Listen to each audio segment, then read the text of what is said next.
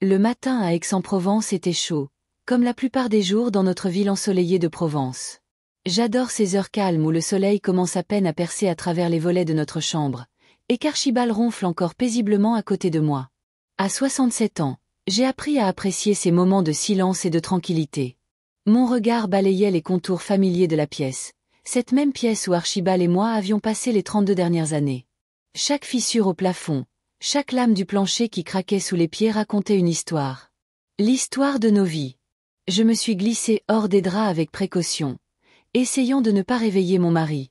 Archibald n'a jamais été un lève-tôt, surtout depuis sa retraite. 35 ans à enseigner la littérature à la faculté de lettres locales lui avait appris à apprécier les grasses matinées. Enfilant une robe de chambre, je me suis dirigée vers la cuisine. Notre maison, une grande maison bourgeoise avec 4 chambres, était peut-être trop grande pour 2 personnes âgées, mais chaque recoin était chargé de souvenirs. Notre fils Edmond a grandi ici, et nous y avons célébré des anniversaires, Noël et Pâques. C'est ici que j'ai pleuré mes parents et célébré la naissance de mes petits-enfants. En préparant mon café du matin, je n'ai pu m'empêcher de m'attarder sur une photo posée sur la table de la cuisine. Le jeune Edmond en toge de diplômé, souriant fièrement entre moi et Archibald. Nous étions si heureux alors. À l'époque, nous pensions avoir bien élevé notre fils, n'est-ce pas? Le bruit de pas m'a tiré de ma rêverie. Archibald, avec ses cheveux gris en désordre et sa robe de chambre usée, qu'il refusait obstinément de changer malgré mes sous-entendus, entra dans la cuisine. « Bonjour, Béa. » Il m'embrassa sur la joue et attrapa la cafetière. « Il va faire chaud aujourd'hui, comme toujours. » Je souris en lui tendant une tasse. « N'oublie pas qu'Edmond et Viviane ont promis de passer pour le dîner. » Archibald grogna. Il n'avait jamais beaucoup apprécié notre belle-fille. Viviane Fairmont venait d'une famille avec des prétentions à l'aristocratie mais sans les moyens d'en maintenir le style de vie. Edmond l'avait rencontrée à l'université et depuis, notre fils était sous son influence. « Je me demande pourquoi ils viennent, » marmonna Archibald en se cachant derrière son journal. « Ils ne nous rendent visite que pour les fêtes ou quand ils ont besoin de quelque chose. » Je n'ai pas répondu. Nous savions tous les deux que c'était vrai. Après la naissance de nos jumeaux, Olivier et Amélie, qui ont maintenant 7 ans, nos rencontres avec notre fils sont devenues encore plus rares. Edmond trouvait toujours des excuses. Le travail au cabinet d'avocat, les activités scolaires des enfants, la fatigue de Viviane. La journée s'est écoulée lentement. J'ai préparé le dîner, un rôti avec des légumes, qu'Edmond adorait enfant, et une tarte aux pommes, un dessert familial traditionnel. Archibald est allé dans son bureau, où il passait le plus clair de son temps à lire et à écrire occasionnellement des articles pour des revues littéraires. À 14 heures précises, la sonnette a retenti. J'ai arrangé mes cheveux devant le miroir de l'entrée. Le gris avait presque entièrement remplacé ma couleur châtain autrefois riche, mais j'essayais toujours d'avoir l'air soigné. La fierté était un trait qu'Archibald m'attribuait toujours. Et peut-être avait-il raison.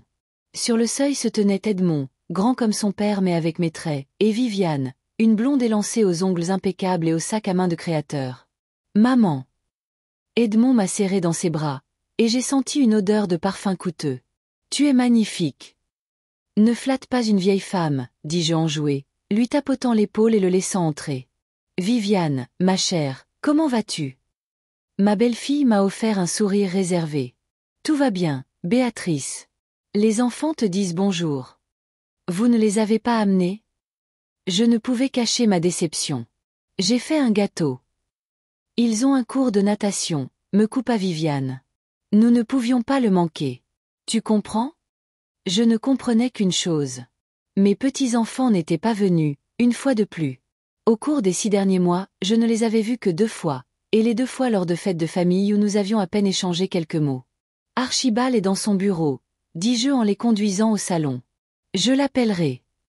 Quand nous fûmes tous réunis autour de la table, j'ai remarqué qu'Edmond et Viviane échangeaient des regards, comme s'ils prenaient leur courage à 2 mains avant une conversation importante. Archibald semblait l'avoir remarqué aussi. Il posa sa fourchette et regarda son fils d'un air interrogateur. « Alors, dit-il de son ton professoral, qu'est-ce qui vous amène cette fois ?» Edmond s'éclaircit la gorge. « En fait, nous voulions vous parler de quelque chose d'important, » dit-il en posant sa main sur celle de Viviane. Après le dîner, autour d'un thé. Le dîner fut tendu. Edmond essayait d'alléger l'atmosphère avec des histoires sur son travail, et Viviane intervenait avec des commentaires sur l'école des jumeaux, mais je sentais que ce n'était qu'un prélude à quelque chose de plus sérieux. Après le dîner, nous sommes passés au salon. J'ai versé le thé dans des tasses héritées de ma grand-mère. De la porcelaine délicate peinte à la main. Archibald s'installa dans son fauteuil préféré, et Edmond et Viviane s'assirent à côté de lui sur le canapé. « Maman, papa. » Edmond commença après sa première gorgée de thé. Nous avons longuement réfléchi à la manière d'aborder le sujet. « Dis simplement ce que tu as sur le cœur, mon fils. » Archibald a toujours préféré la franchise. Edmond prit une profonde inspiration. Viviane et moi voulons acheter une nouvelle maison. Celle que nous avons trouvée est dans un beau quartier, près de là.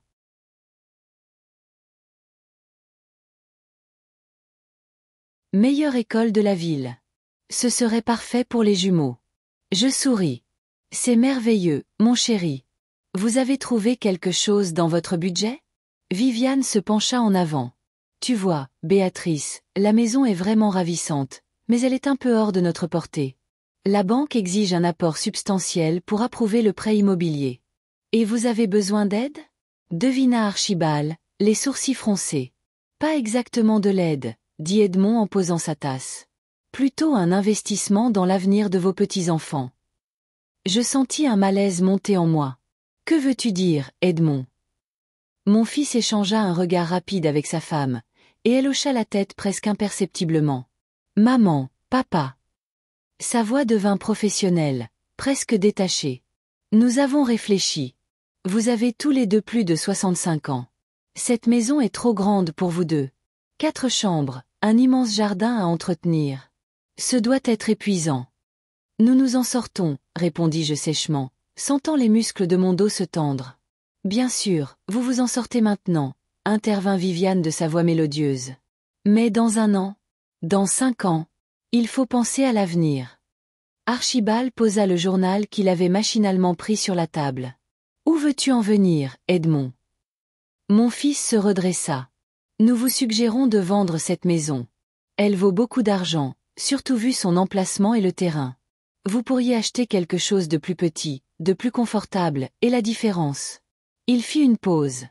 La différence pourrait servir d'apport pour notre nouvelle maison. La pièce devint silencieuse. Je regardai mon fils, essayant de savoir s'il était sérieux. Archibald et moi vivions dans cette maison depuis 32 ans. Chaque recoin était rempli de souvenirs.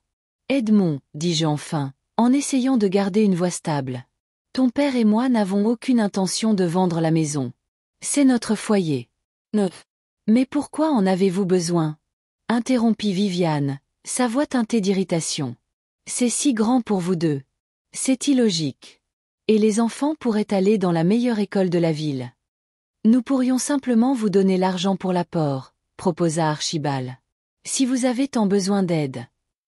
Edmond secoua la tête. Vos économies ne suffiront pas, papa. Nous avons déjà fait le calcul. Nous avons besoin exactement de la somme que vous obtiendrez en vendant cette maison et en achetant quelque chose de plus petit. Je sentis un frisson me parcourir. Ils avaient tout calculé. Nos économies, la valeur de la maison, la différence possible. Sans que nous le sachions, sans notre participation. Non, dis-je fermement. Nous ne vendons pas la maison. Le visage de Viviane se crispa, mais elle reprit rapidement contenance. Béatrice, sois raisonnable. Vous êtes âgée. Pourquoi avez-vous besoin d'une si grande maison? Vendez-la et aidez votre fils unique. Viviane, la coupa sèchement Archibald. Surveillez votre langage quand vous parlez à ma femme. Edmond leva la main, appelant au calme. Calmons-nous tous. Maman, réfléchis Y. C'est un investissement dans l'avenir de tes petits-enfants. Ne veux-tu pas qu'ils aient le meilleur? Je veux qu'ils aient une grand-mère qui se respecte, rétorquai-je, qui ne se laisse pas marcher sur les pieds, même par son propre fils. Béatrice, la voix d'Edmond se durcit. Tu ne comprends pas. Viviane et moi avons presque finalisé l'achat. La banque attend la confirmation de l'apport. Si nous perdons cette maison, nous n'aurons pas d'autre chance comme celle-ci. C'est votre problème, trancha Archibald. Vous n'auriez pas dû compter sur notre argent et prévoir de vendre notre maison. Edmond se leva. Son visage était rouge. Super. Simplement merveilleux. Donc, Vos vieux murs sont plus importants pour vous que l'avenir de vos petits-enfants? Ne déforme pas mes propos, dis-je en me levant aussi. Toi et Viviane gagnez bien votre vie. Si vous ne pouvez pas vous offrir une maison dans le quartier que vous voulez, cherchez autre chose. Nous voulons cette maison, intervint Viviane. Elle est parfaitement située, près des Morel. Ah, je vois, grogna Archibald. C'est une question de prestige, pas d'école pour les enfants. Viviane lui lança un regard furieux, mais ne dit rien. Edmond s'approcha de moi et me prit les mains. Maman, s'il te plaît, réfléchis Y. Nous pouvons te trouver un joli petit appartement. Nous nous occuperons de tout. Je retirai mes mains. Non, Edmond. Cette maison n'est pas que des murs. Ce sont 32 ans de ma vie avec ton père. Nous t'avons élevé ici. Ici. Allons, maman, il recula. Ce n'est qu'une maison. Des briques et du bois. Nous parlons de vraies personnes, tes petits-enfants. N'ose pas me faire chanter avec mes petits-enfants. Ma voix faiblit. Edmond échangea un regard avec Viviane. Quelque chose dans ses yeux changea, une détermination froide que je n'avais jamais vue auparavant. Très bien, dit-il lentement, comme s'il pesait chaque mot. Alors je vais être direct. Soit vous vendez la maison et nous donnez l'argent pour l'apport, soit vous pouvez faire une croix sur Olivier et Amélie. Quoi? Je n'en croyais pas mes oreilles. Tu m'as entendu. Sa voix était glaciale. Plus de visites, plus de vacances ensemble, plus d'appels Skype, rien. Archibald bondit sur ses pieds. Tu menaces tes propres parents? Tu nous interdis de voir nos petits-enfants? Viviane se leva du canapé et se tint à côté de son mari. Ce n'est pas une menace, Archibald. C'est juste un choix. Votre choix. Qu'est-ce qui est le plus important pour vous? Une vieille maison ou votre relation avec vos seuls petits-enfants? Je sentis la nausée me monter à la gorge. Mon propre fils, mon Edmond, qu'Archibald et moi avions élevé avec tant d'amour, se tenait devant moi, me disant calmement qu'il me priverait de voir mes petits-enfants si je ne lui donnais pas l'argent. Sortez, dit Archibald doucement. Sortez de notre maison. Papa. Commença Edmond. Sortez, aboya Archibald si fort que je sursautai. Et n'osez pas revenir tant que vous n'aurez pas retrouvé la raison et présenté des excuses à votre mère. Edmond regarda son père une seconde, puis haussa les épaules. Réfléchissez à notre offre. Vous avez une semaine. Il prit Viviane par la main et ils se dirigèrent vers la porte. Sur le seuil, il se retourna.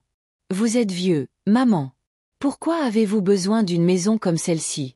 Vendez-la et donnez-nous l'argent. Sinon, vous ne reverrez plus jamais vos petits-enfants. La porte se referma derrière eux, et je m'effondrai sur le canapé, sentant les larmes couler sur mes joues.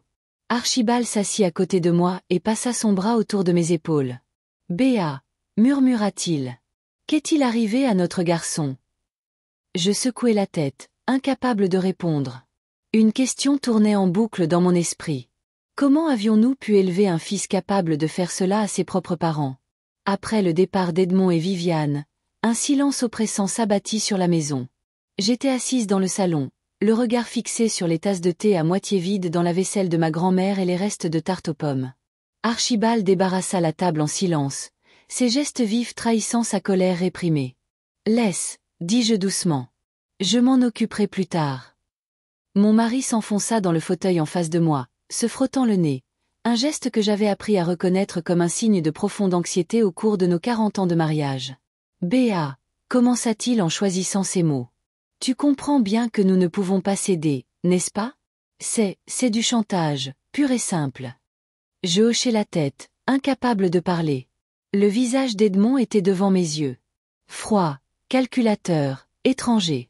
Quand notre garçon était-il devenu cet homme? En fermant les yeux, je fus transporté dans le passé. Edmond, un bambin de 5 ans aux boucles brunes indisciplinées, assis sur le sol de la cuisine, assemblant un jeu de construction. Ses petits doigts joignaient maladroitement les pièces. Son visage, une image de concentration absolue. « Maman, regarde », dit-il en brandissant sa création. « C'est notre maison. Tu es là. Papa est là. Et je suis là. » Je me souviens comment mon cœur a fondu à ces mots, à cette tour maladroite qui était notre nid familial dans son imagination. Edmond a 9 ans. Son premier projet scolaire, un rapport sur les dinosaures. Archibald et moi l'avons aidé à découper des images d'une encyclopédie et à les coller sur une affiche. Il était si fier de son travail, répétant sa présentation devant nous des dizaines de fois. « Maman, tu penses que j'aurai une bonne note ?» demanda-t-il nerveusement. « Bien sûr que oui, les jeux assurés. Tu as tant travaillé. » Et il a eu la meilleure note. Il est rentré heureux, brandissant son affiche et me montrant sa note avant même de la montrer à ses amis. Quand tout a-t-il changé?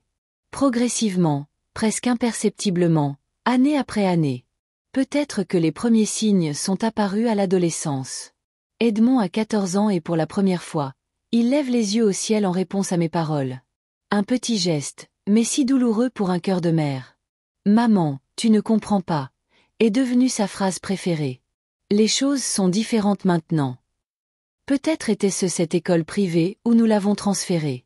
Archibald avait insisté, disant que c'était la meilleure éducation de la région, un investissement dans l'avenir de notre fils.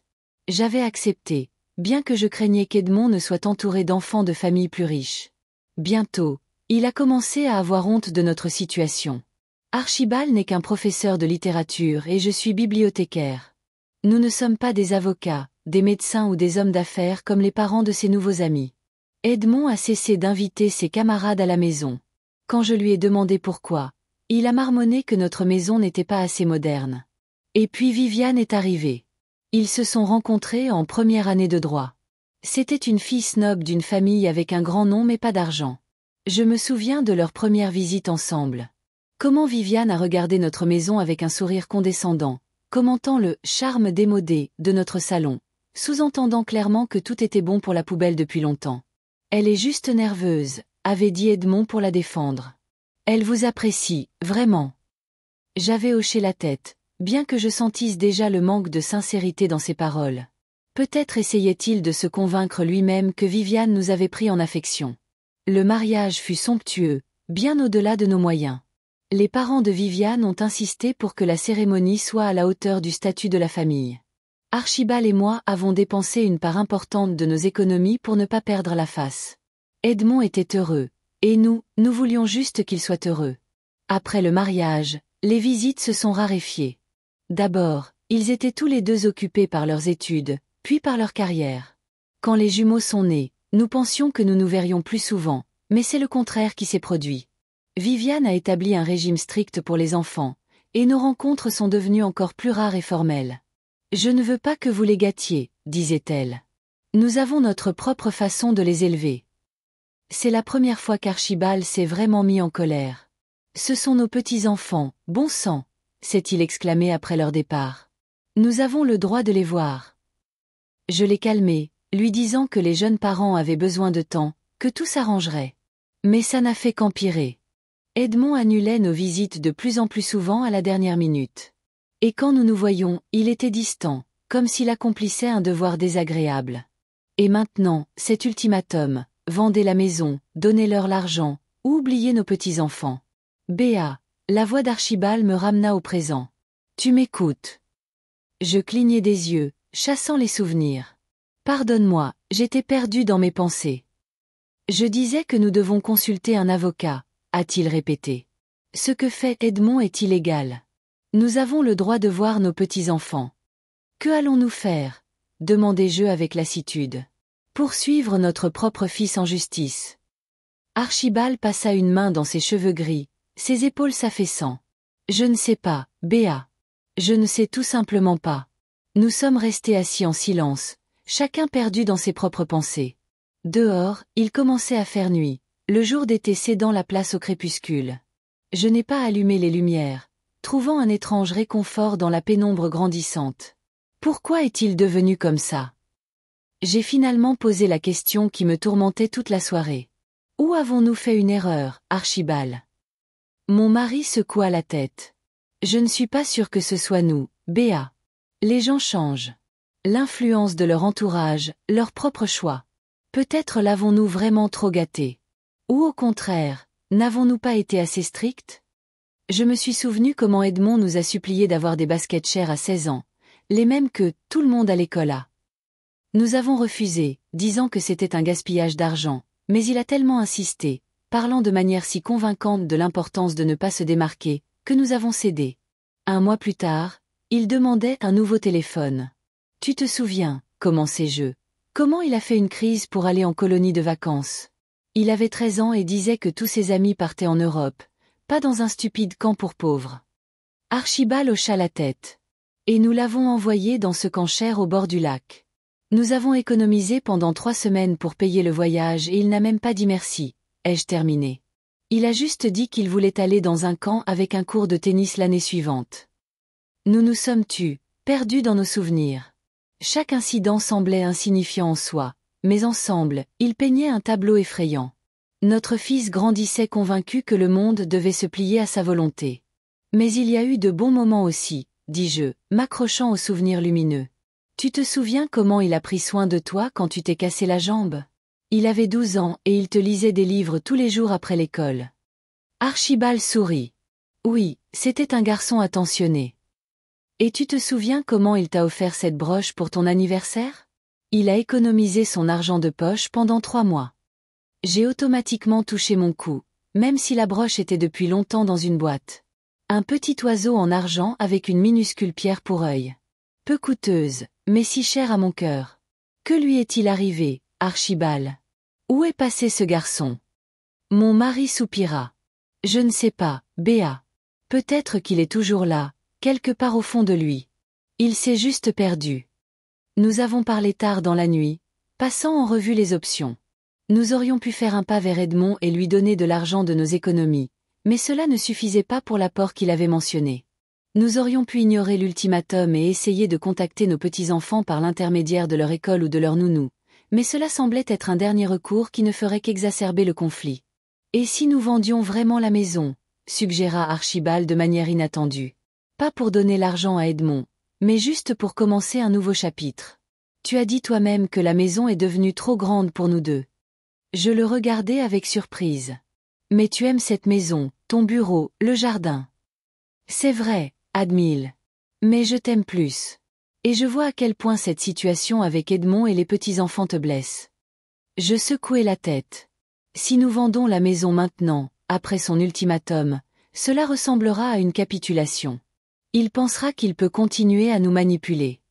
Tu as raison, soupira Archibald. Mais vivre en conflit constant avec notre fils unique, ce n'est pas ce que je voulais pour notre vieillesse. Quand nous sommes finalement allés nous coucher, il était bien après minuit. Mais le sommeil ne venait pas.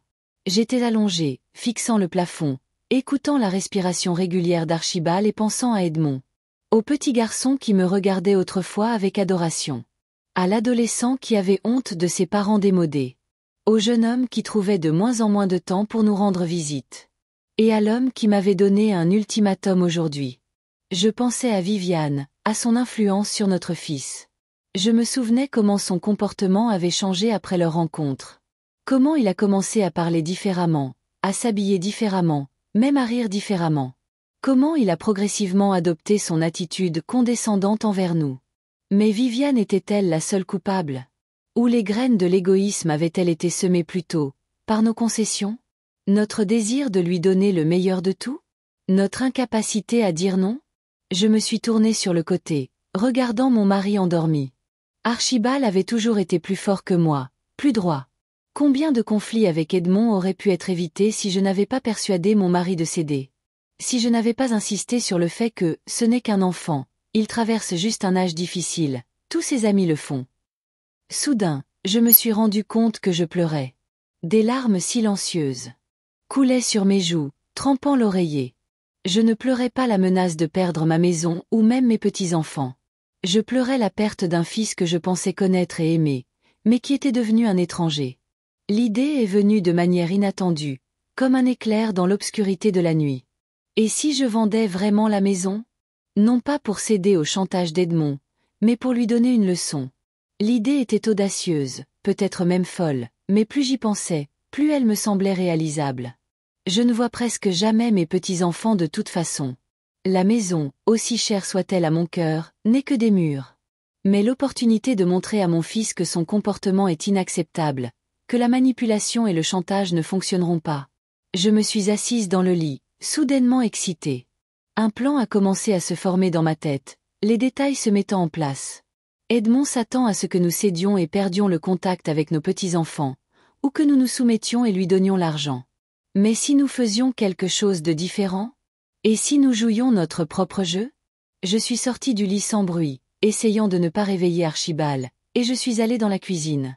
J'ai versé un verre d'eau, me suis assise à la table, j'ai sorti un carnet et un stylo, et j'ai commencé à noter mes pensées.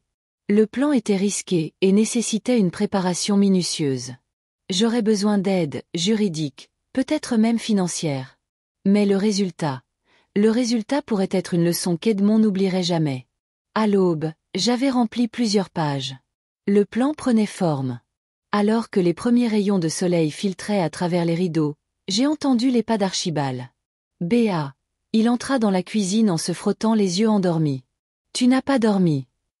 Je levai les yeux de mon carnet, me sentant étrangement calme et déterminé. Archibald, dis-je, j'ai une idée. Tu ne vas pas l'aimer, mais écoute-moi jusqu'au bout. Il s'assit en face de moi, regardant les pages griffonnées. Je t'écoute. Nous allons vendre la maison, commençai-je, levant la main pour l'empêcher d'objecter. Mais pas comme Edmond le veut. Et l'argent n'ira pas où il pense.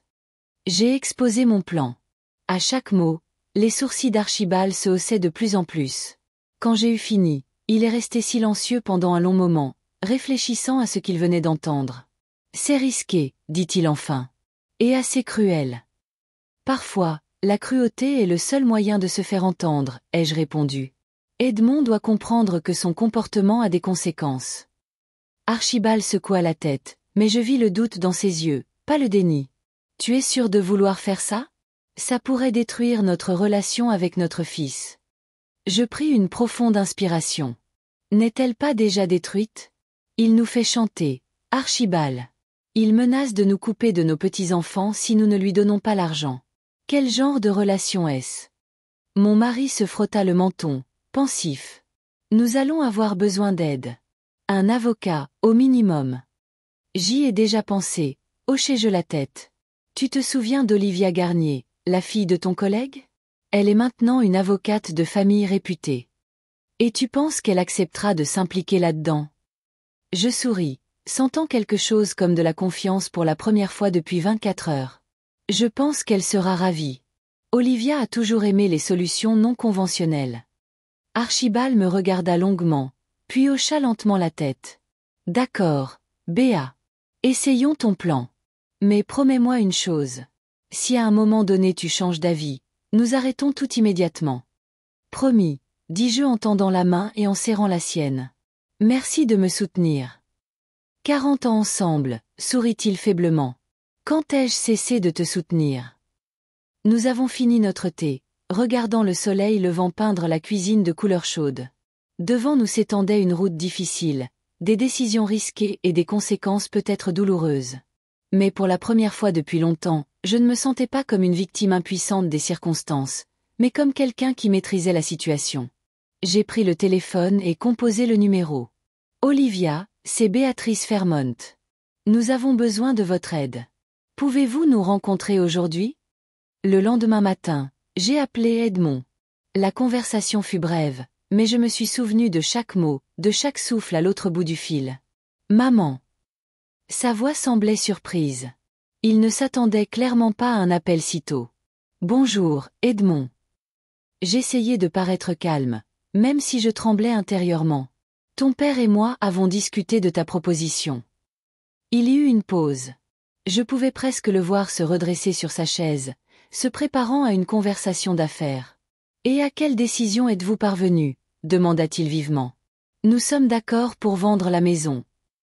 Les mots sortirent avec difficulté, mais je continuai. Tu as raison. C'est trop grand pour nous deux. Il est temps de passer à autre chose.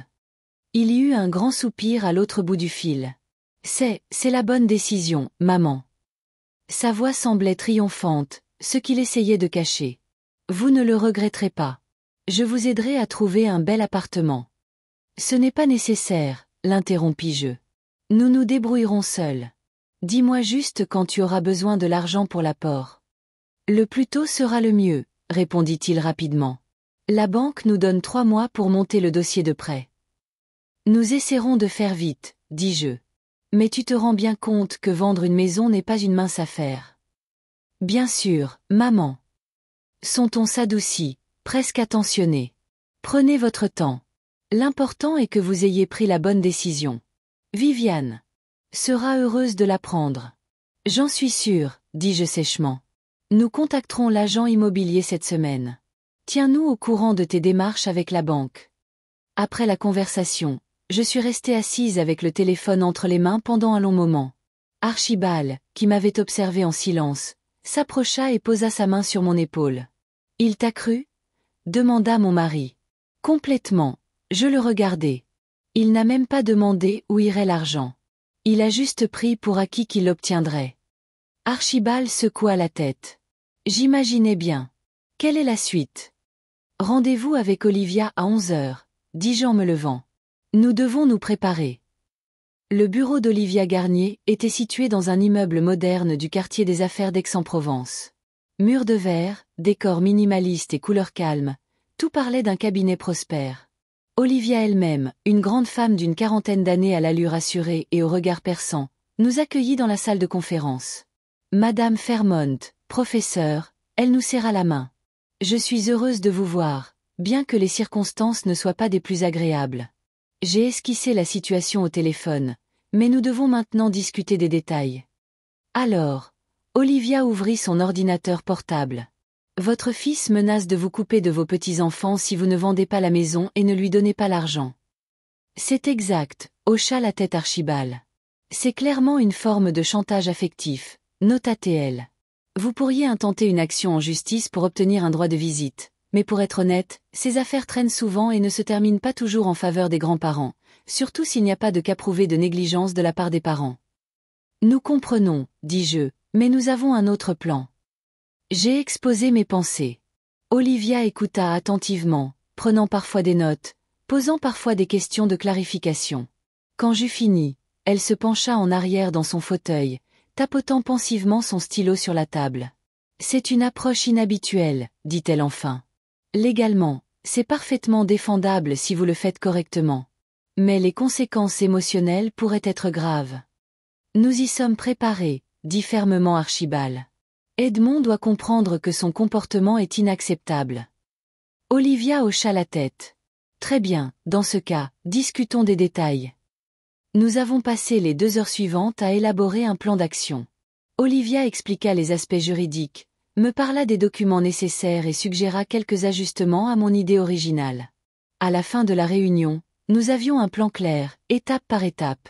Vous aurez besoin d'un bon agent immobilier, dit Olivia en fermant son ordinateur portable. Je peux vous recommander Jonathan Moreau. Il est discret et efficace. Merci, j'ai noté le nom. J'ai une autre question, une question délicate. Olivia sourit en connaissance de cause. À propos des petits-enfants.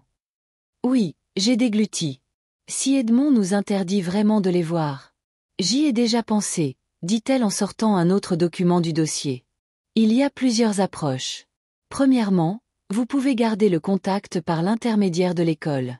Assister aux événements ouverts, aux concerts, aux compétitions sportives. Edmond ne pourra probablement pas vous interdire d'être dans des lieux publics. Archibald hocha la tête. C'est une bonne idée. Deuxièmement, poursuivit Olivia, vous pouvez établir le contact avec la nounou ou les enseignants. Ils sympathisent souvent avec les grands-parents dans ces situations. Et si ça va au tribunal? Demanda Archibald.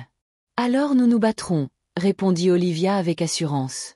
Vous n'avez aucun antécédent de conflit avec votre fils, aucun problème d'alcool ou de maladie mentale, et vous êtes financièrement stable. Tout cela joue en votre faveur. Mais espérons que nous n'en arriverons pas là. Nous avons quitté le bureau d'Olivia avec un sentiment difficile à décrire. C'était un mélange de détermination, de peur et d'une étrange, presque exaltante, anticipation. Le plan était risqué, mais réalisable, et surtout, c'était notre plan, notre décision, pas quelque chose qu'Edmond nous avait imposé. Les jours suivants furent consacrés aux préparatifs. Nous avons rencontré l'agent immobilier recommandé, Jonathan, qui a évalué notre maison encore plus haut que ce que nous avions espéré. Le marché est en plein essor en ce moment, a-t-il expliqué. Surtout pour les maisons de caractère et les bons quartiers. Et votre maison est tout simplement magnifique. Je les regardais avec gratitude. Il était agréable d'entendre quelqu'un apprécier notre maison pour autre chose que sa superficie et sa valeur monétaire. En combien de temps pensez-vous que nous pouvons la vendre? Demanda Archibald. Avec le bon prix et une bonne présentation, 1 mois, 2 au maximum, répondit Jonathan avec confiance. Je suggère de commencer par une séance photo professionnelle et une visite virtuelle. Cela attirera plus d'acheteurs potentiels. Ainsi commença le processus de vente de notre maison. Un photographe, une entreprise de nettoyage, le réaménagement des meubles pour montrer les pièces sous leur meilleur jour. Nous nous sommes plongés dans un tourbillon d'activités qui nous a aidés à ne pas penser à la douloureuse réalité de ce qui se passait. Edmond appelait presque tous les jours pour s'enquérir de nos progrès. Son enthousiasme était presque enfantin, et je pensais amèrement à quel point il aurait pu être heureux s'il avait simplement proposé de nous aider à déménager au lieu de nous faire chanter pour de l'argent. « Comment ça se passe pour la maison ?» demandait-il. Des acheteurs intéressés. Tout se passe comme prévu, répondais-je prudemment. Jonathan dit qu'il y a beaucoup d'intérêt. Super, maman, il semblait si content. J'ai déjà discuté des détails avec la banque. Dès que l'argent sera disponible, nous pourrons conclure l'affaire. Je ne lui ai pas rappelé que nous n'avions pas encore discuté de la somme que nous lui donnerions. Il semblait supposer qu'il obtiendrait la part du lion. En parallèle de la vente de la maison, Archibald et moi, suivant notre plan, avons commencé à chercher un nouveau logement. Mais pas un petit appartement comme Edmond s'y attendait, mais un pavillon coquet de 2 étages dans un quartier calme à la périphérie d'Aix. La maison était plus petite que notre actuelle, mais toujours spacieuse, avec un petit jardin et une véranda. « Tu es sûr de vouloir celui-ci ?» demanda Archibald alors que nous visitions le pavillon pour la 2e fois. « C'est cher. »« J'en suis sûr, hochai-je la tête. Il y a tout ce dont nous avons besoin. Ton bureau, ma cuisine, une chambre d'amis pour... » Je m'interrompis. « Pour les petits-enfants, s'ils viennent un jour. » Archibald passa son bras autour de mes épaules. « Ils viendront, Béa. Tôt ou tard. » Je posai ma tête sur son épaule, reconnaissante pour son optimisme. Archibald a toujours cru au meilleur, même quand je doutais. Un soir, environ 3 semaines après le début de la vente, Jonathan appela avec de bonnes nouvelles. « Nous avons une offre », a-t-il annoncé. Et une offre très généreuse. La famille Thibault cherche une maison comme celle-ci depuis plus d'1 an. « Combien ?» demanda Archibald, mettant le téléphone sur haut-parleur. Jonathan a annoncé un chiffre qui m'a coupé le souffle. C'était encore plus que ce que nous avions espéré. Ils veulent conclure l'affaire rapidement, poursuivit l'agent immobilier. Ils sont prêts à verser un acompte la semaine prochaine. Qu'en dites-vous? Archibald et moi avons échangé un regard. Selon notre plan, une vente rapide était l'option idéale. Nous sommes d'accord, répondis-je. Quand pouvons-nous nous rencontrer pour signer les papiers? Demain à 10 heures. Ça vous va? Plus que parfait. Après avoir parlé à Jonathan, j'ai immédiatement appelé Olivia pour lui annoncer la nouvelle et clarifier les prochaines étapes de notre plan. Excellent, dit-elle. J'aurai tous les documents nécessaires prêts pour demain. Une fois l'accord de vente signé, nous commencerons immédiatement à mettre en place un fonds d'éducation pour vos petits-fils. Et la fondation caritative? Demandai-je. J'y travaille déjà. J'ai sélectionné plusieurs organisations qui correspondent à vos critères. Nous discuterons des détails demain. L'appel suivant fut pour Edmond. J'ai décidé de lui annoncer moi-même la vente plutôt que d'attendre qu'il appelle avec une autre question sur l'avancement. Maman. Il semblait surpris, comme toujours quand j'appelais la première. Edmond, j'ai de bonnes nouvelles, dis-je en essayant de paraître naturel. Nous vendons la maison. Les acheteurs ont offert un excellent prix et veulent conclure l'affaire rapidement. C'est fantastique, s'exclama-t-il. Quand est la signature? Quand aurons-nous l'argent? Pas un mot sur ce que ton père et moi ressentions à l'idée de vendre la maison où nous avions vécu pendant plus de 30 ans. Seulement l'argent. Tout devrait être finalisé d'ici 2 semaines, répondis-je. Jonathan dit que l'affaire est sûre et que les acheteurs sont sérieux. Super, maman. Simplement super. Je pouvais presque le voir se frotter les mains. Vous faites du bon travail. Vous avez trouvé un appartement avec papa? Nous y travaillons, répondis-je évasivement.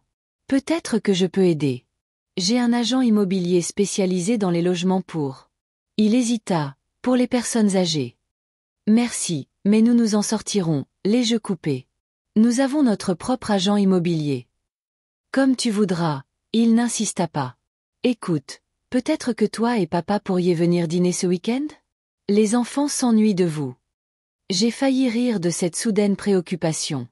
Les enfants qui, soi-disant, s'ennuyaient de nous, ne nous avaient pas vus depuis près de 3 mois. Avec plaisir, acceptai-je, décidant de jouer le jeu. Samedi.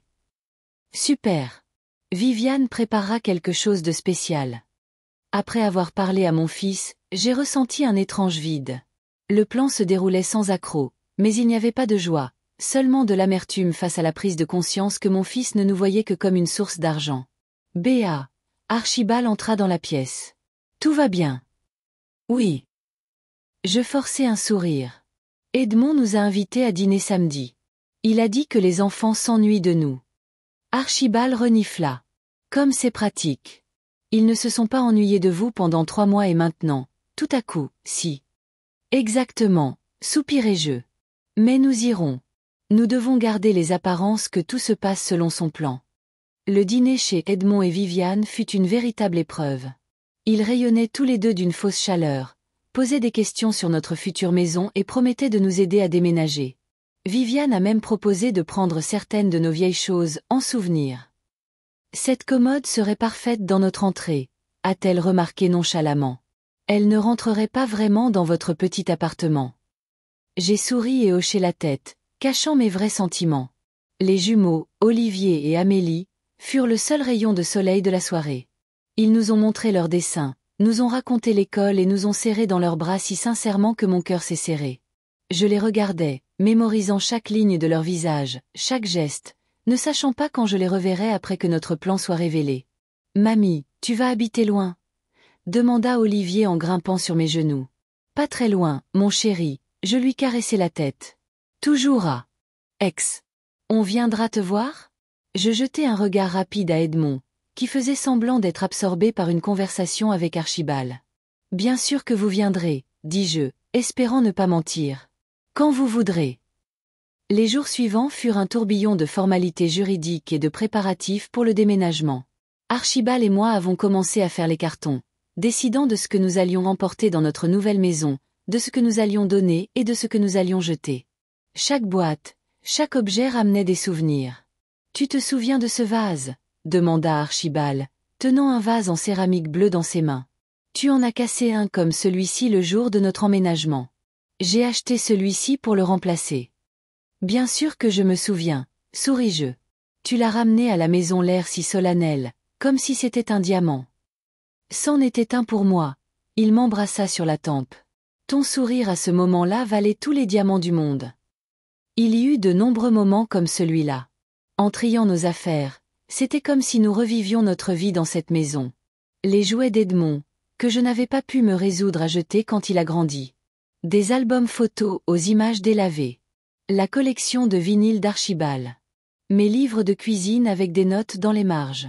On peut remettre ça à plus tard, suggéra Archibald un soir, me voyant assise par terre, entourée de vieilles photographies. Engager quelqu'un pour faire les cartons. Je secouai la tête. Non, je veux le faire moi-même. Dire au revoir à tout, à chaque souvenir.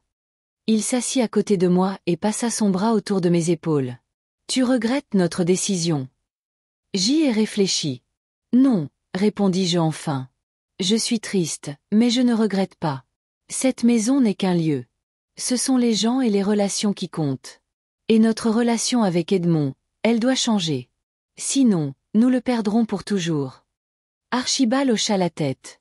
Je le pense aussi. Mais ça fait quand même mal. Ça fait mal, j'ai acquiescé. Mais c'est nécessaire. Le jour de la signature de tous les documents est arrivé plus tôt que prévu. D'abord, la clôture officielle de la vente de la maison. Ensuite, la signature des documents pour l'achat du pavillon que nous avions choisi. Et enfin, la partie la plus importante, la rencontre avec Olivia pour mettre en place un fonds d'éducation pour nos petits-enfants et un don à une fondation caritative. Tout est prêt, dit Olivia en nous tendant des dossiers. Le fonds d'éducation est au nom d'Olivier et Amélie Fairmont. L'argent ne sera disponible que pour payer leurs études, à partir de l'université. Ni Edmond ni Viviane ne pourront y accéder ni en modifier les termes sans votre consentement. Excellent, dis-je en parcourant les documents. Et pour la charité? Ici. Elle me tendit un autre dossier. La Fondation L'Âge d'Or pour les personnes âgées. Il travaille à améliorer les conditions de vie des retraités seuls, organise des programmes sociaux et fournissent une aide juridique. Le don sera fait en votre nom avec la possibilité de contribution annuelle si vous décidez de poursuivre votre soutien. Je jetai un coup d'œil à Archibald et il hocha la tête. C'est un bon choix, dit-il. Symbolique. Exactement. J'ai accepté et j'ai signé les documents. Quand prévoyez-vous de le dire à Edmond? Demanda Olivia en rangeant les papiers signés. Après notre déménagement, répondit Archibald. Nous l'inviterons, lui et Viviane, à la pendaison de crémaillère. Je pense que ce sera une conversation intéressante. Olivia sourit en connaissance de cause. Bonne chance, et rappelez-vous, quoi qu'il arrive, tout est juridiquement solide. Edmond ne pourra contester aucun de ces documents. Nous l'avons remercié et avons quitté le bureau avec un sentiment difficile à décrire. C'était un mélange de soulagement, d'anxiété et d'une étrange, presque douloureuse, anticipation. Le déménagement était prévu pour la semaine suivante. Edmond appelait presque tous les jours pour savoir comment les choses se passaient et si nous avions besoin d'aide. Je répondais évasivement, sans entrer dans les détails. Tout est sous contrôle, disais-je. Ne t'inquiète pas. Mais où déménagez-vous? Insistait-il. Je ne connais même pas l'adresse de votre nouveau logement. Tu le sauras en temps voulu, répondis-je. Nous n'avons pas encore décidé. C'était un mensonge, mais un mensonge nécessaire. Le pavillon était déjà acheté, et le déménagement planifié dans les moindres détails. Nous ne voulions pas qu'Edmond découvre notre nouvelle maison à l'avance. Cela gâcherait l'élément de surprise, qui était une partie importante de notre plan. Le dernier jour dans l'ancienne maison fut particulièrement difficile. Archibald et moi avons parcouru chaque pièce en disant au revoir. Nos pas résonnaient dans les pièces vides, dépouillées de meubles et d'effets personnels. 32 ans, murmurai-je, debout au milieu du salon. Nous avons vécu ici pendant 32 ans. Et ils ont été merveilleux. Archibald m'a serré dans ses bras. Mais il y a encore beaucoup de bonnes années à venir, Béa. Dans une nouvelle maison, avec de nouveaux souvenirs. Je me suis blotti contre lui, retenant mes larmes. Tu penses que nous faisons ce qu'il faut? Je pense que nous faisons ce que nous devons faire, répondit-il après une pause. La bonne décision n'est pas toujours la plus facile ni la plus agréable. J'ai hoché la tête, sachant qu'il avait raison. Nous ne faisions pas cela par vengeance ou par désir de punir Edmond, mais par nécessité de lui montrer les conséquences de ses actes. Parfois, les leçons doivent être dures pour être apprises. Le jour du déménagement, une équipe de déménageurs est arrivée. Ils ont rapidement et soigneusement chargé nos affaires dans le camion. Je me tenais sur le porche, regardant notre vie, emballée dans des cartons, disparaître dans le camion. « Tu es prête ?» demanda Archibald lorsque la dernière boîte fut chargée. J'ai jeté un dernier regard à la maison. Le soleil jouait sur les fenêtres comme pour nous faire un clin d'œil d'adieu. Combien de levers de soleil avions-nous vus entre ces murs? Combien de couchers de soleil avions-nous regardé depuis le porche avec une tasse de thé? Je suis prête. Je pris la main de mon mari et nous nous sommes dirigés vers la voiture. Notre nouvelle maison nous a accueillis avec le silence et l'odeur de la peinture fraîche. Elle était plus petite que notre ancienne maison, mais confortable et lumineuse, avec de grandes fenêtres et une cuisine spacieuse. Archibald et moi sommes allés de pièce en pièce, planifiant où mettre les meubles, discutant de l'endroit où accrocher les tableaux et où placer les bibliothèques. Ton bureau sera ici, dis-je en montrant une petite pièce avec des fenêtres donnant sur le jardin. La lumière est excellente le matin.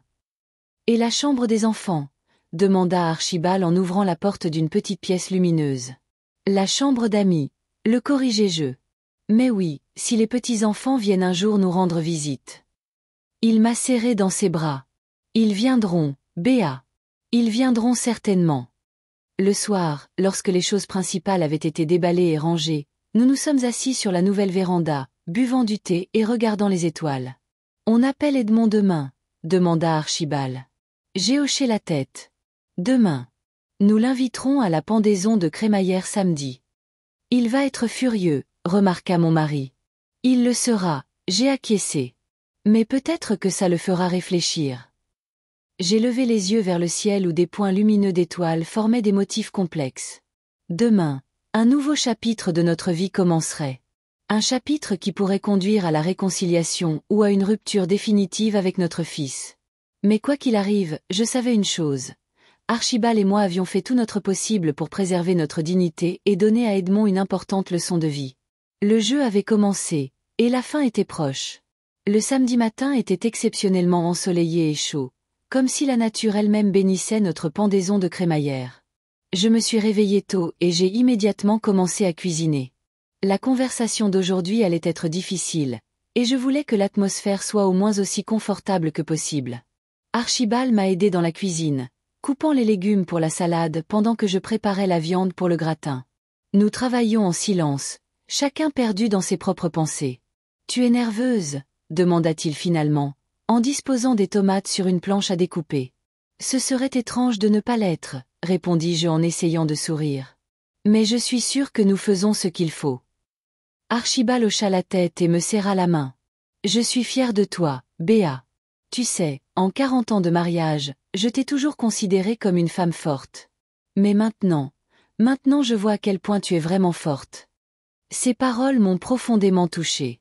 Je me suis appuyée contre mon mari, reconnaissante de son soutien. Quoi qu'il arrive aujourd'hui, j'avais Archibald, et cela signifiait que tout irait bien.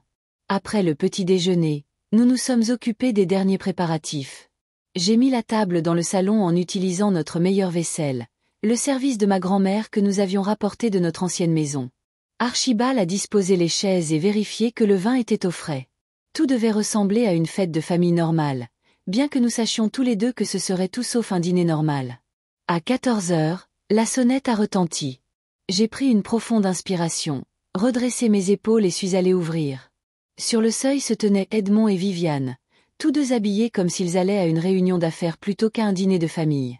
Edmond portait un costume formel. Viviane une robe élégante avec un collier de perles autour du cou. « Maman !»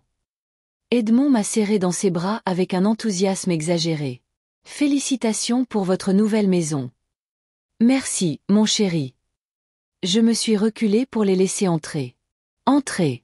Faites comme chez vous. » Viviane a regardé autour d'elle avec une surprise mal dissimulée.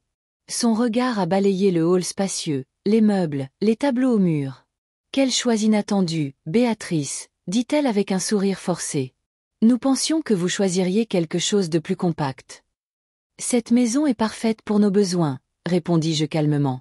Archibald a un bureau pour son travail, et j'ai une cuisine spacieuse et un jardin. Je ne pouvais pas imaginer la vie sans jardin.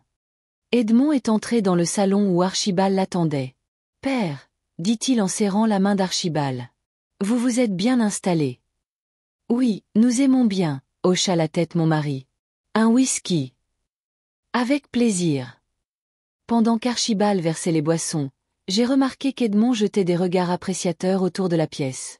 Son visage était un mélange de surprise et d'inquiétude.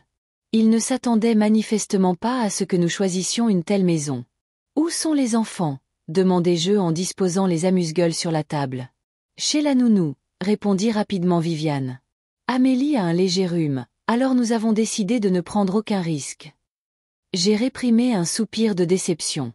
Edmond ne voulait donc pas que les enfants soient présents lorsque nous discuterions d'argent. C'était prévisible, mais toujours triste. « C'est dommage, » dis-je. « J'ai fait des biscuits pour eux. » La prochaine fois, m'a congédié Edmond en prenant une gorgée de whisky. « Alors, comment s'est passé le déménagement? Vous avez réglé tous les papiers? »« Oui. Tout va bien, » répondit Archibald. « Jonathan s'est avéré être un agent immobilier très efficace. »« Super. » Edmond posa son verre et passa aux choses sérieuses. « Alors, l'argent est sur le compte. » J'ai échangé un regard avec Archibald. Le moment de vérité était arrivé plus tôt que prévu, mais c'était peut-être pour le mieux. Pourquoi retarder l'inévitable? Oui, tous les produits de la vente de la maison ont été reçus, ai-je confirmé. Mais, Edmond, avant de continuer, déjeunons. J'ai cuisiné toute la matinée. Bien sûr, maman, dit-il, faisant un effort visible pour cacher son impatience. Comme tu voudras. Le déjeuner fut tendu. Edmond et Viviane ont fait la conversation, posant des questions sur les voisins et nos projets pour la maison, mais je pouvais dire que leur esprit était ailleurs. Ils étaient venus pour l'argent et avaient du mal à contenir leur impatience. Finalement, lorsque le dessert fut terminé, Edmond se pencha en arrière dans sa chaise et me regarda directement. Alors, maman, je pense qu'il est temps de discuter des questions financières. Il sourit, mais ses yeux restèrent froids. La banque attend la confirmation des fonds pour le prêt. J'ai tamponné mes lèvres avec une serviette, les plié soigneusement et les posé à côté de mon assiette. Oui, il est temps, ai-je accepté. Allons au salon. C'est plus confortable pour parler là-bas. Nous sommes passés dans le salon confortable avec de grandes fenêtres donnant sur le jardin. Je me suis assise dans un fauteuil, et Archibald s'est tenu derrière moi, posant sa main sur mon épaule en signe de soutien. Edmond et Viviane se sont installés sur le canapé en face de nous. Comme vous le savez, commençai-je, nous avons vendu notre maison à un très bon prix, plus élevé que ce que nous avions initialement prévu. Edmond hocha la tête avec empressement. Oui, Jonathan l'a mentionné. C'est merveilleux. Cela signifie que nous aurons assez pour l'apport et les rénovations de la nouvelle maison. Je remarquai que Viviane le poussa légèrement du coude, pensant apparemment que ses paroles étaient trop directes. Edmond, continuai-je, avant d'entrer dans les détails, je veux te rappeler comment cette conversation sur la vente de la maison a commencé. Tu es venu nous voir avec un ultimatum. Tu as dit, vous êtes vieux. Pourquoi avez-vous besoin d'une maison comme celle-ci? Vendez-la et donnez-nous l'argent ou vous ne reverrez plus vos petits-enfants. Le visage d'Edmond rougit légèrement. Maman, j'étais contrariée. Tu sais que je ne le pensais pas. C'est exactement ce que tu pensais, dis-je fermement. Et ces mots m'ont fait réfléchir sérieusement à toi, à notre famille, à la façon dont nous t'avons élevé.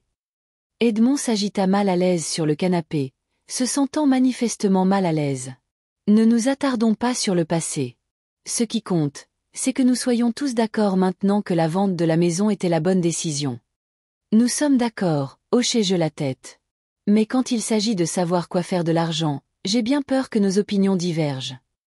Viviane se pencha en avant, les yeux plissés. Que veux-tu dire, Béatrice? Je la regardai directement, sans détourner le regard. Je veux dire que l'argent de la vente de la maison a déjà été réparti, et pas de la manière que vous attendiez. Quoi? Edmond se redressa. Qu'est-ce que tu veux dire par réparti? Oh. Je pris une profonde inspiration, sentant les doigts d'Archibald se resserrer sur mon épaule. Premièrement, une partie de l'argent a servi à acheter cette maison, dis-je en désignant le salon. Elle nous a coûté plus cher que prévu, mais je pense que ça en valait la peine. Mais, commença Edmond, mais je levai la main pour l'arrêter. Laisse-moi finir. Deuxièmement, une somme importante a été placée dans un fonds d'éducation pour Olivier et Amélie. Cet argent ne sera disponible que pour payer leurs études, à partir de l'université. Ni toi ni Viviane ne pourrez l'utiliser à d'autres fins. Le visage d'Edmond devint pourpre. Vous n'aviez pas le droit de décider pour nous. Ce sont nos enfants et c'est à nous de nous en occuper.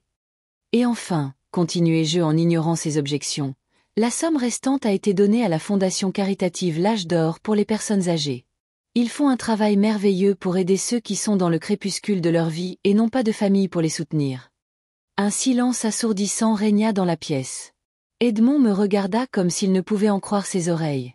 Viviane pâlit, ses doigts crispés sur son sac à main. Vous avez donné tout l'argent à une œuvre de charité, réussit enfin à dire Edmond.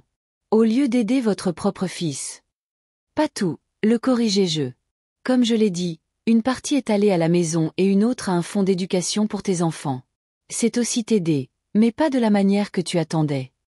Edmond bondit sur ses pieds, le visage déformé par la colère.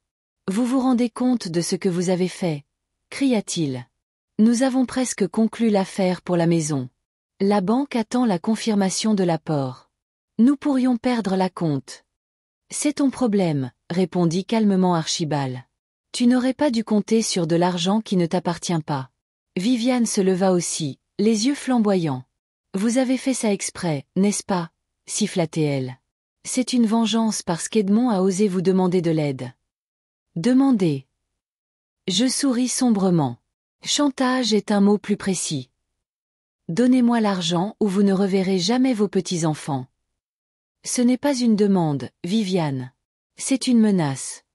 Vous avez tout compris de travers, s'exclama Edmond. Je ne vous aurais jamais interdit de voir les enfants. Vraiment. Archibald haussa un sourcil. Je pensais que tu avais été très clair. Edmond passa une main dans ses cheveux, essayant manifestement de se contrôler. Écoutez, nous nous sommes tous un peu emportés à l'époque. Oublions ça et réfléchissons à la manière de régler la situation. Peut-être y a-t-il un moyen de réaffecter les fonds, de retirer le don. Impossible, dis-je fermement. Tous les documents ont été signés. Les fonds ont été transférés. C'est irréversible. Vous n'auriez pas pu faire ça, explosa de nouveau Edmond. Vous auriez dû en discuter avec moi. Je suis votre fils, pour l'amour de Dieu. Oui, tu es mon fils, je le regardais droit dans les yeux.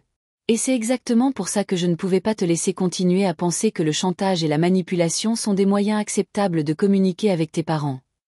Viviane se laissa retomber sur le canapé, le visage un mélange de choc et de rage.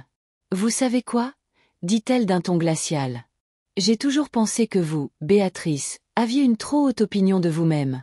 Vous critiquez toujours nos décisions, vous pensez toujours savoir mieux que tout le monde.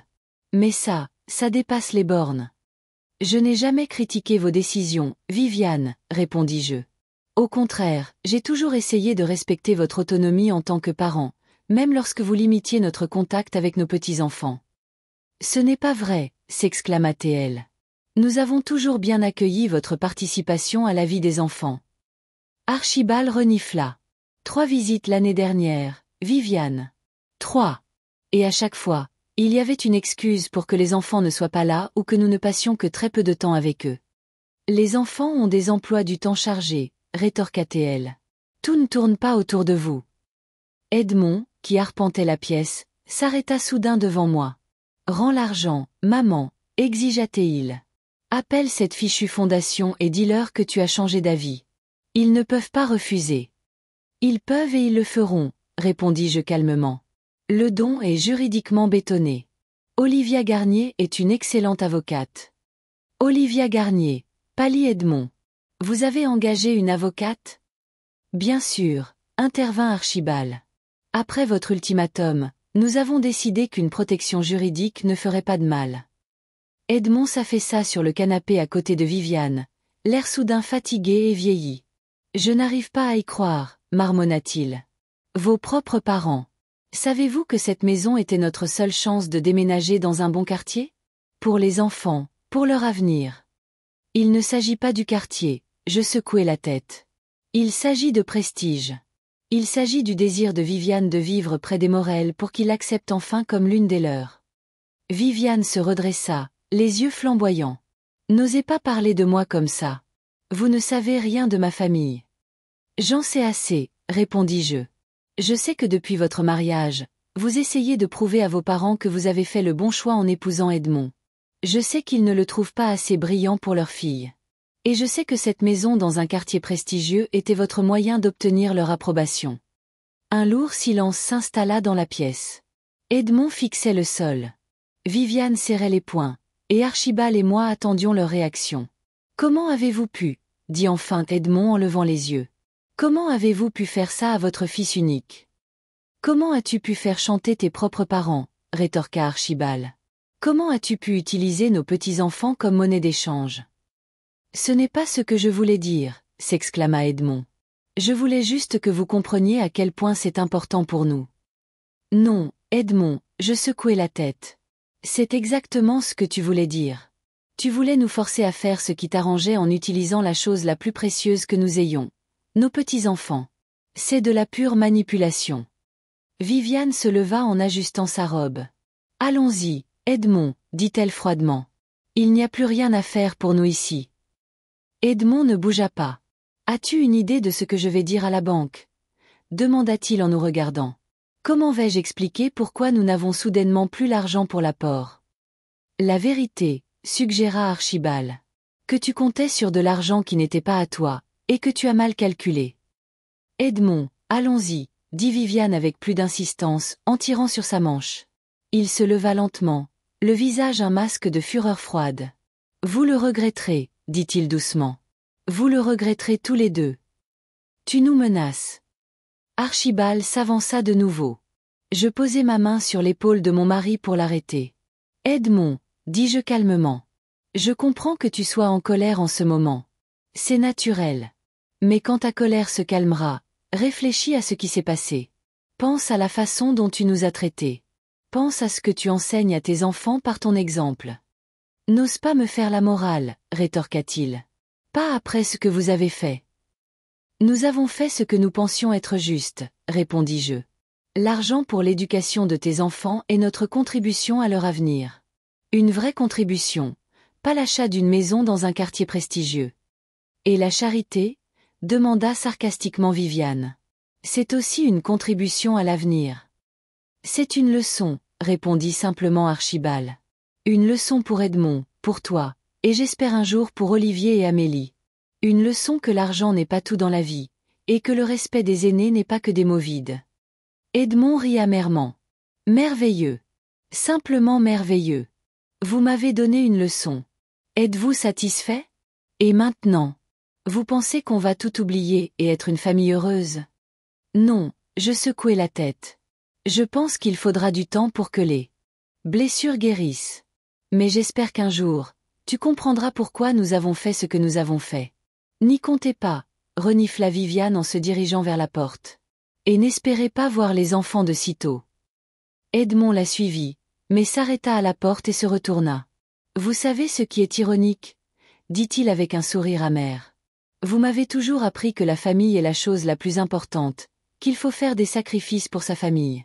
Et maintenant, quand je vous ai demandé de l'aide, vous avez choisi de donner l'argent à des étrangers plutôt qu'à moi. Nous n'avons pas refusé de t'aider, Edmond, dis-je doucement. Nous avons refusé d'être ton distributeur de billets. Il y a une différence. Il secoua la tête et partit, claquant la porte si fort que la vitre trembla. Archibald et moi sommes restés au milieu du salon, abasourdis et émotionnellement vidés.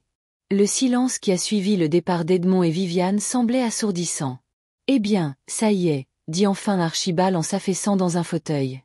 Nous l'avons fait, hochai-je la tête, incapable de parler. En théorie, tout s'était déroulé comme nous l'avions prévu. Nous avions dit ce que nous voulions dire. Nous avions fait comprendre à Edmond que son comportement était inacceptable. Mais pourquoi cela pesait-il si lourd dans mon cœur? Tu vas bien? Demanda Archibald en me regardant avec inquiétude. Non, répondis-je honnêtement. Mais ça ira. J'ai juste besoin de temps.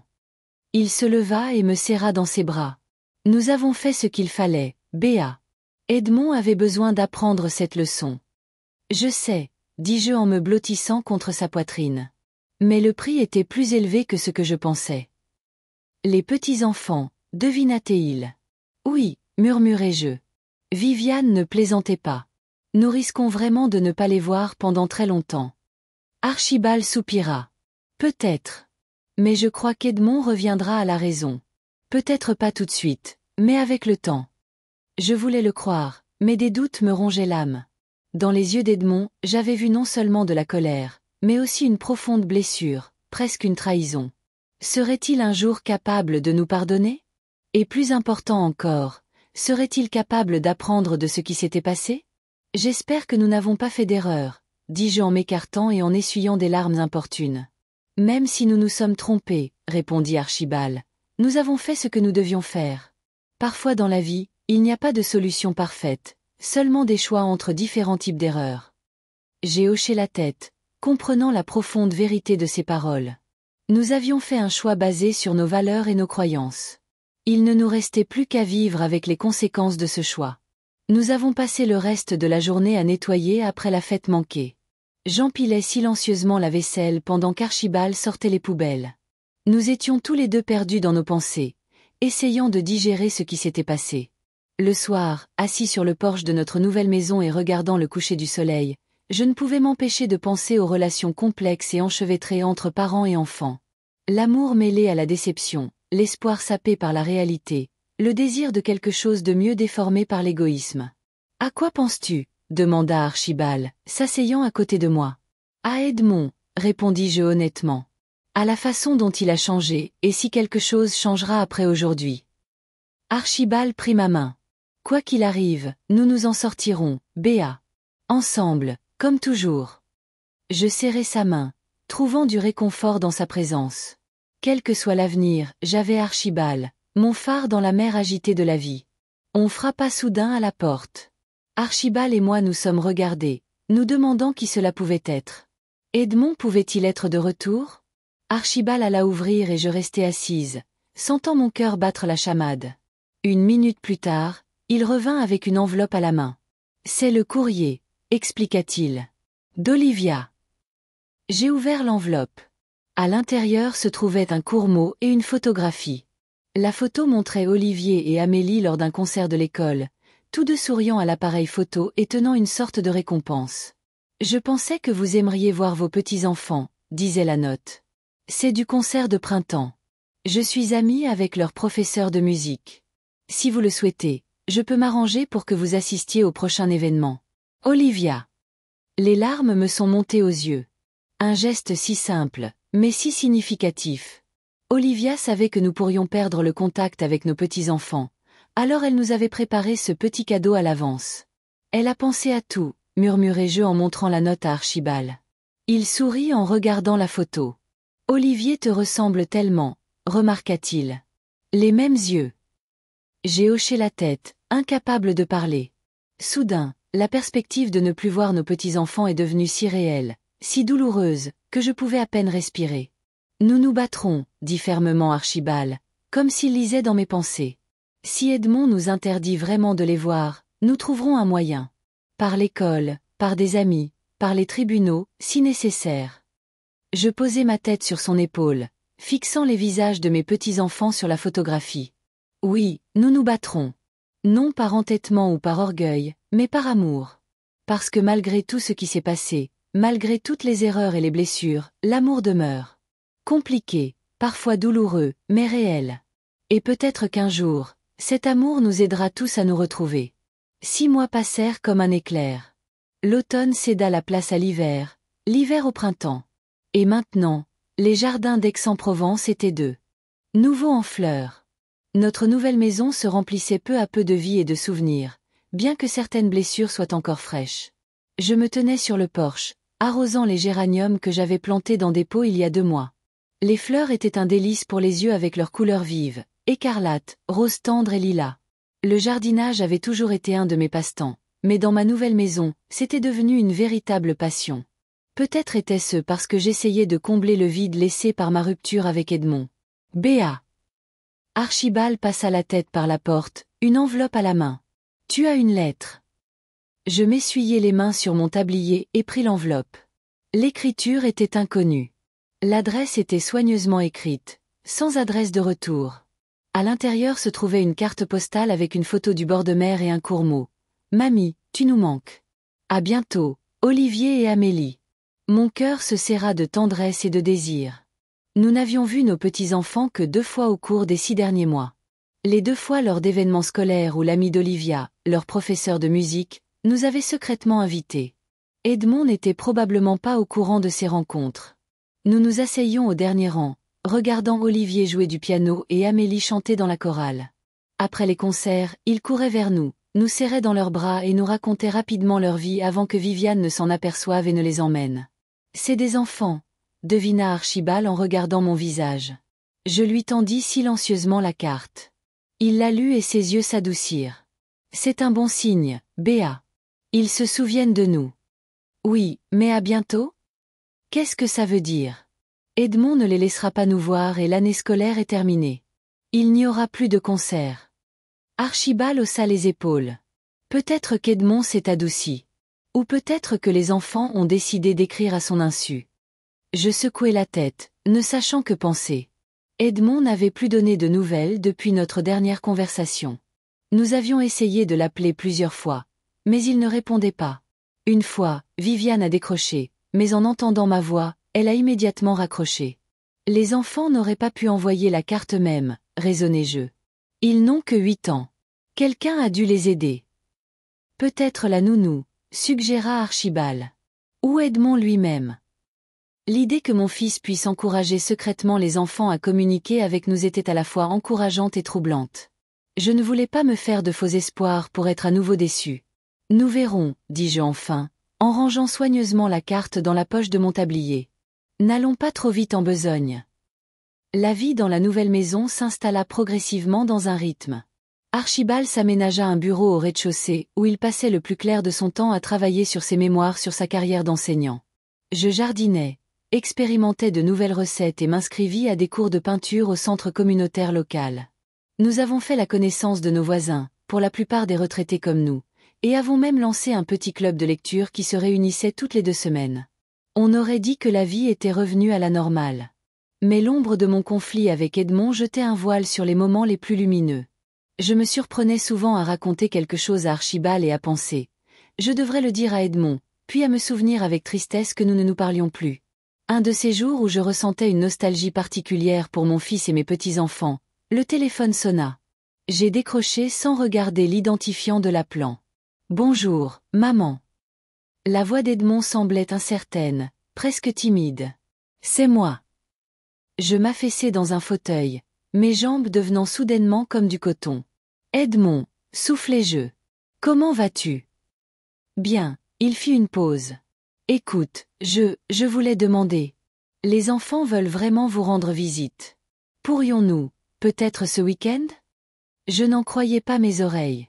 Après 6 mois de silence, Edmond appelait pour organiser une rencontre avec ses petits-enfants. « Bien sûr, » répondis-je précipitamment, craignant qu'il ne change d'avis. « N'importe quand.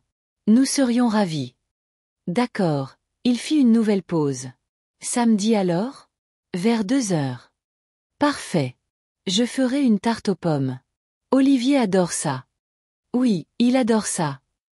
Une lueur de chaleur passa dans sa voix. À samedi alors. Il a raccroché et je suis restée assise avec le téléphone à la main, essayant de comprendre ce qui venait de se passer. Quand Archibald est revenu des courses, j'étais encore dans un état de léger choc. Béa, qu'est-ce qui ne va pas? Edmond a appelé, dis-je.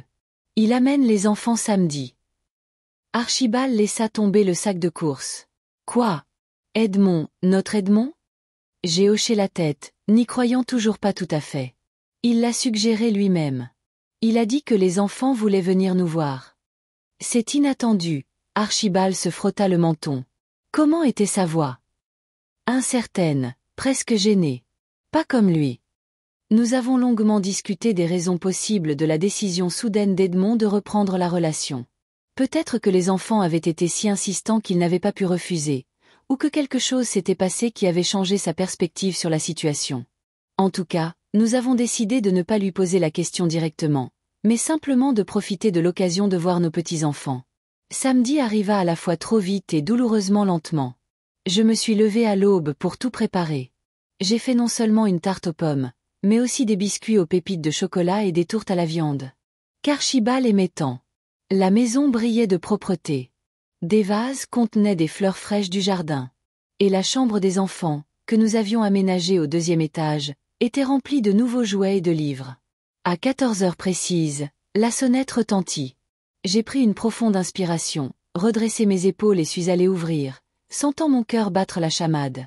Edmond se tenait sur le seuil, tenant Olivier et Amélie par la main. Quand les enfants m'ont vu, ils ont couru vers moi et m'ont serré dans leurs bras, criant de joie, « Mamie, tu nous as tellement manqué. » Vous aussi, mes chéris, dis-je en les serrant dans mes bras et en sentant une boule dans ma gorge. Comme vous avez grandi.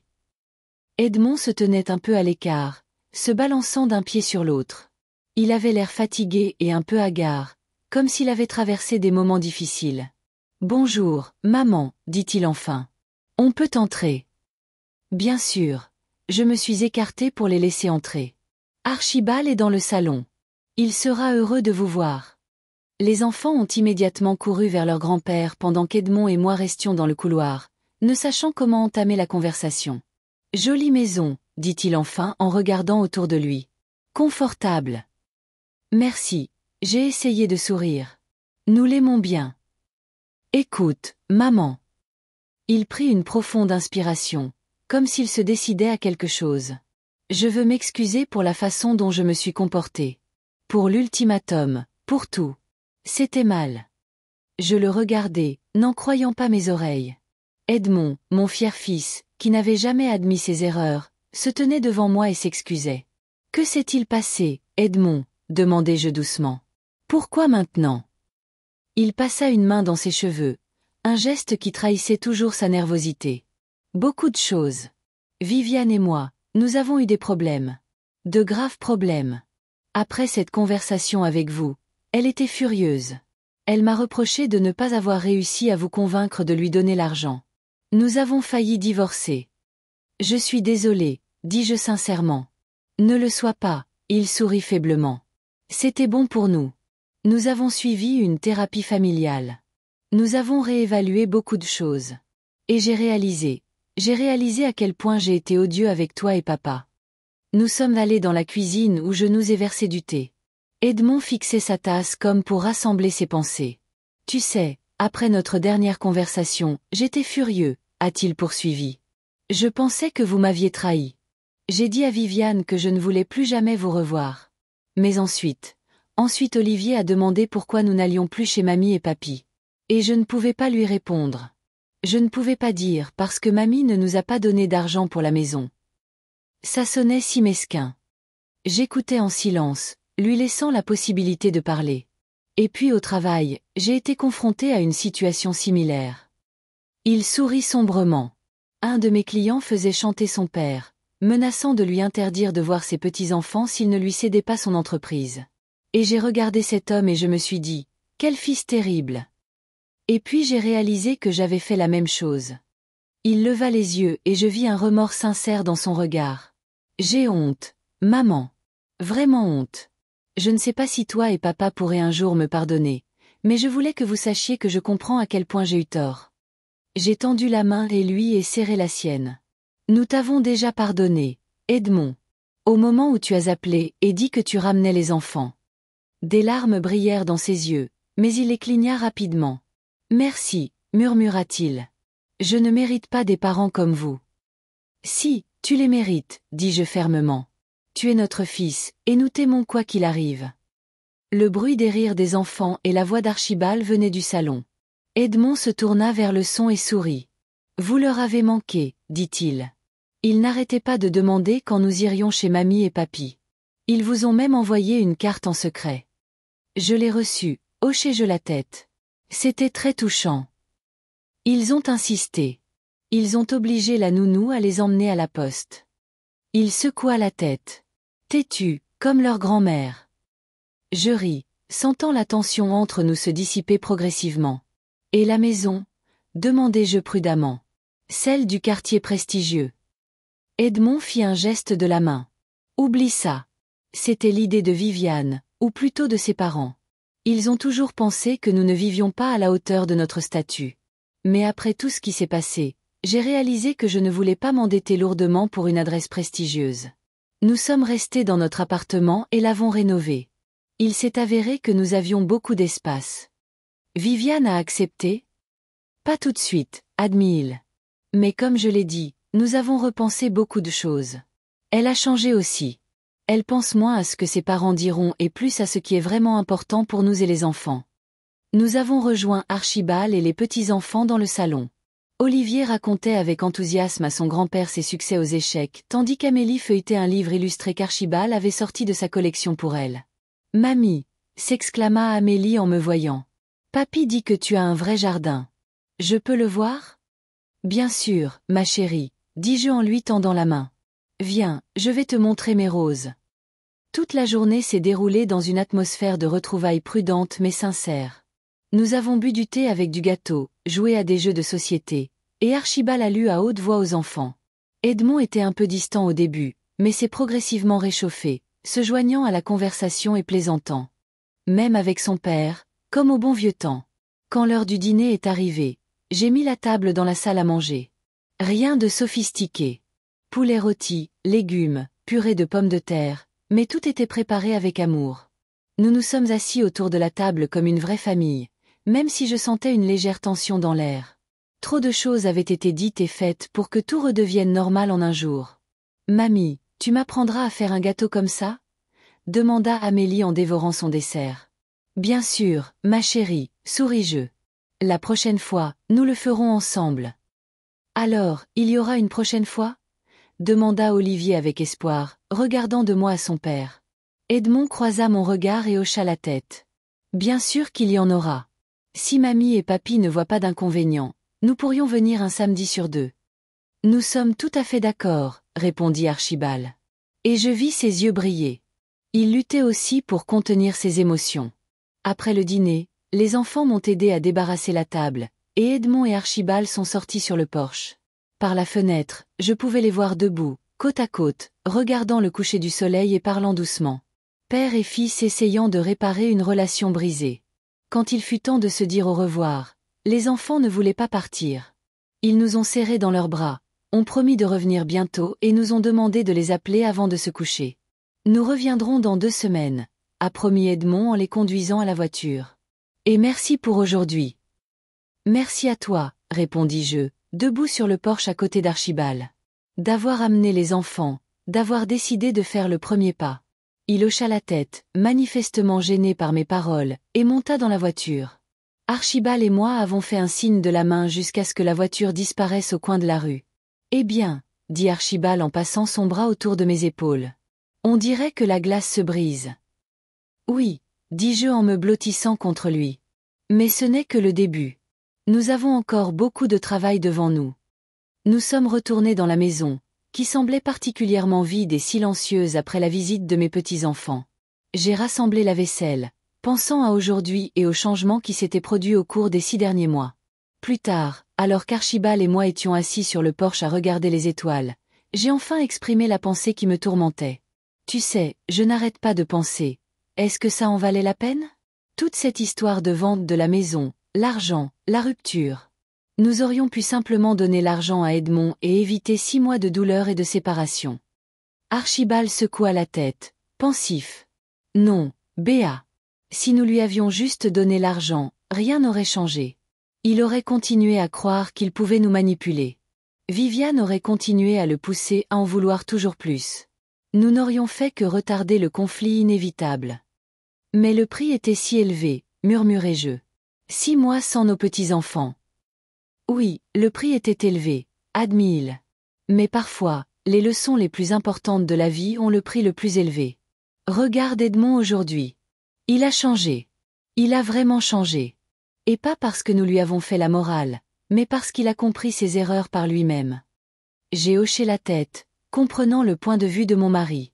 Si nous avions simplement cédé au chantage d'Edmond, cela aurait résolu le problème à court terme, mais cela aurait créé un terrain fertile pour de nouveaux conflits plus graves à l'avenir. Tu sais ce que j'ai réalisé pendant cette période? Dis-je en levant les yeux vers le ciel étoilé.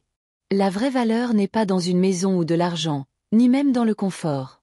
La vraie valeur est dans le respect de soi, dans la capacité de vivre en harmonie avec sa propre conscience, dans la capacité de défendre ses limites, même si cela cause de la douleur. Et dans l'amour, ajouta Archibald. Dans la capacité d'aimer, même quand c'est difficile. Surtout quand c'est difficile. Oui, et dans l'amour, acquiesçai-je en serrant sa main. Sans cela, rien d'autre n'aurait de sens. Nous sommes restés assis dans un silence confortable, profitant de la douce soirée et de la compagnie de l'autre. Il restait encore un long chemin à parcourir pour réparer complètement ma relation avec Edmond. Beaucoup de conversations à avoir, beaucoup de blessures à guérir. Mais aujourd'hui était le premier pas, et cela me donnait de l'espoir. Je pensais à quel point la vie est étrange. Parfois, nous perdons quelque chose de précieux, une maison, une relation, des illusions pour gagner quelque chose de plus important. La sagesse, le respect de soi, un lien authentique avec nos proches. Parfois, nous devons traverser la douleur et la perte pour apprendre à apprécier ce qui compte vraiment. À quoi penses-tu? Demanda Archibald, remarquant mon silence. À la façon dont notre ancienne maison n'était qu'un bâtiment, répondis-je. Un vrai foyer est un endroit où nous pouvons être nous-mêmes, où nous sommes respectés et aimés pour ce que nous sommes. Et aujourd'hui, pour la première fois depuis longtemps, j'ai senti que nous retrouvions ce vrai foyer. Pas des murs, pas un toit sur nos têtes, mais une famille. Archibald me serra plus fort, et nous avons continué à regarder les étoiles, savourant le moment de paix après la tempête. La vie continuait, ouvrant un nouveau chapitre de notre histoire familiale. Un chapitre qui, malgré toutes les épreuves, promettait d'être plus sincère, plus profond et plus réel que tout ce qui l'avait précédé.